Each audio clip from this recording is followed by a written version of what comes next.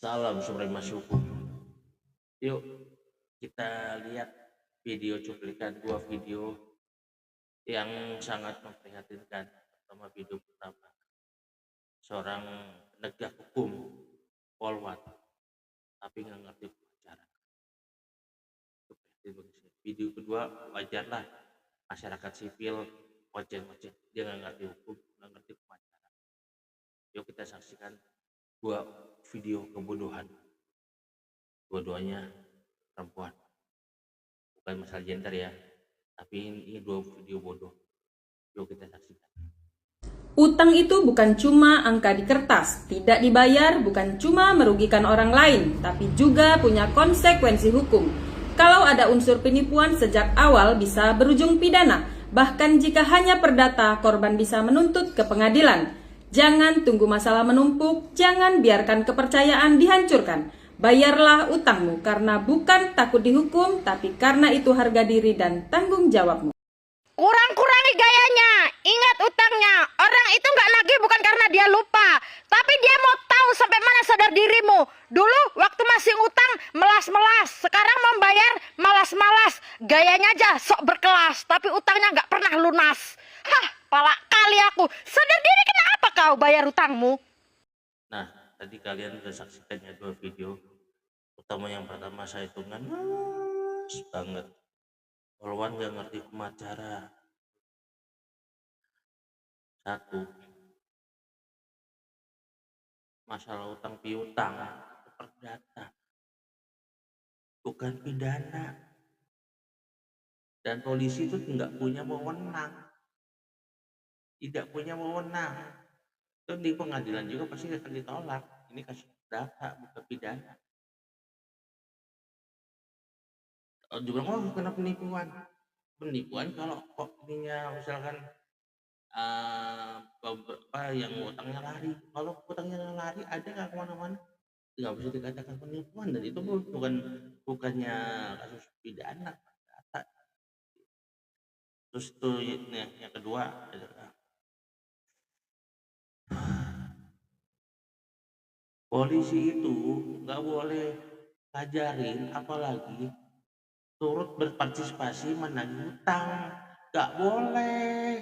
Aduh, Bu Polwan, nggak boleh. Di sini ada dasar hukumnya. Aduh, gimana sih jadi polwan nggak ngerti.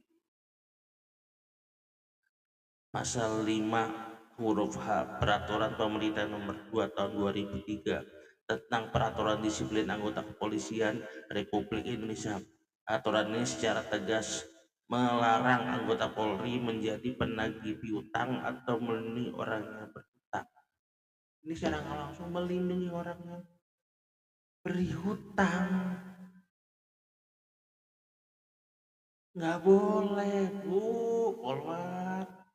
Kalau yang kedua maklum lah, awam nggak ngerti pakai terus, karena nggak ada satupun pasal di perdata itu yang bilang hutang harus dilunasi ke pemberi hutang. Tidak ada, garis bawahnya tidak ada pasal yang bilang hutang harus dibayar kepada pemberi hutang. Tapi yang ada di hukum acara perdata adalah anggaplah saya memberi hutang, ditagih nggak bisa, susah. Dan sebenarnya ketika menurut hukum acara perdata saya punya hak buat menagih, nggak boleh. Itu jatuhnya pengancaman. Kalau orang yang balikan, kalau saya nggak mau bayar mau apa, gua nggak bisa, saya sita nih, itu udah pengancaman. Jadi nggak bisa, utang tuh nggak boleh ditagih, tapi digugat kemana, ke pengadilan negeri. Pasalnya 1320 tentang prestasi.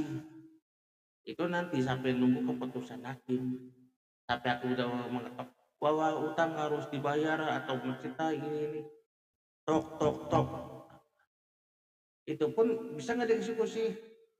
Belum, belum belum bisa. Harus diminta di putusan lagi untuk kita eksekusi. Siapa yang disita eksekusi? Apa yang utang? Saya mau yang beri utang itu yang eksekusi? Enggak.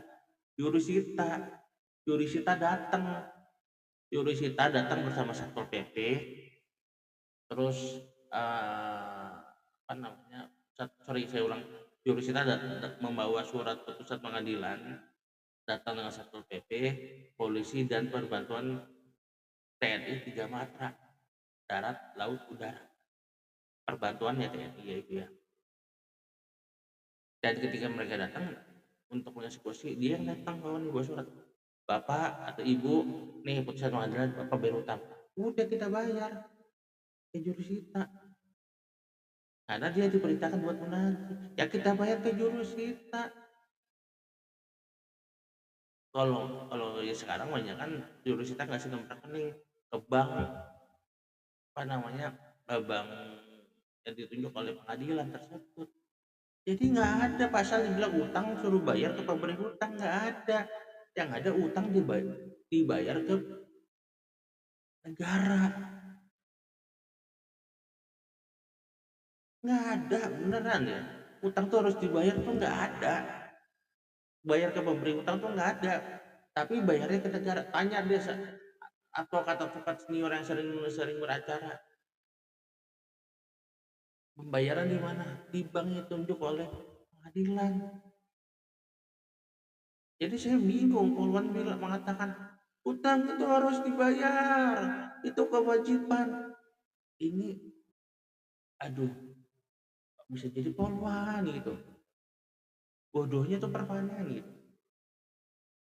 Ya udah, jadi inti dari cerita saya ini adalah jangan berhutang, jangan memberi hutang, karena prosedur Indonesia itu harus dibuat ke pengadilan, bukan menagih. Kapan utang mau dibayar? Nggak ada pasalnya. Nggak ada pasalnya satupun yang bilang utang dibayar ke pemberi hutang. Nggak ada. Adanya gugat ke pengadilan.